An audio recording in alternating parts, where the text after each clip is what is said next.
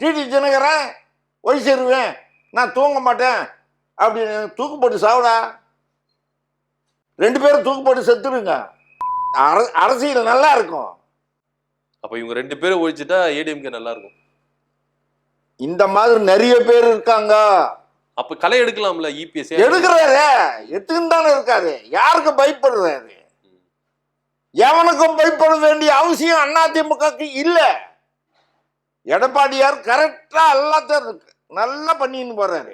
Sir, MGR காலத்து அரசியல்வாதி, ஜெயலலிதா காலத்து அரசியல்வாதி, இப்ப இருக்கிற அரசியல்வாதி, கிட்டத்தட்ட 50 வருடமா அதிமுக தீவிர விசுவாசியா இருந்தாரு.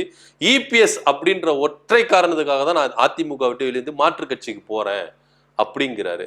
அப்படி என்னதான் வன்மம் இபிஎஸ்க்கும் செங்கோட்டையனுக்கும்? ஒன்னும் இல்லை சார், அவர் நல்லா ஆட்சி பண்றாரு, இவரு போறாம. அப்ப இவரு செங்கோட்டையன் சரியா செயல்படல, செய்யலையா? துரோகி. நீ யாரை கட்டி டெல்லிக்கு போன? எவனோ ஒருத்தன் கூப்பிட்டானாக்கா போயிடுங்க. அந்த எவனோ ஒருத்தன் கூட தானே சார் இபிஎஸ் இது வரைக்கும் அடிமையா இருக்கு. சாரி, அது வேற கதை, அது வேற கதை. நீ யாரை கட்டி போனோம்? இபிஎஸ் அமிச்சாரா, இல்ல துணை பொதுச் செயலாளர் அமிச்சாரா, இல்ல தங்கமணி அமிச்சாரா, வீரமணி அமிச்சாரா, யாருக்கு? பொன்னை அமிச்சாரா? யாரை கேட்டு போன?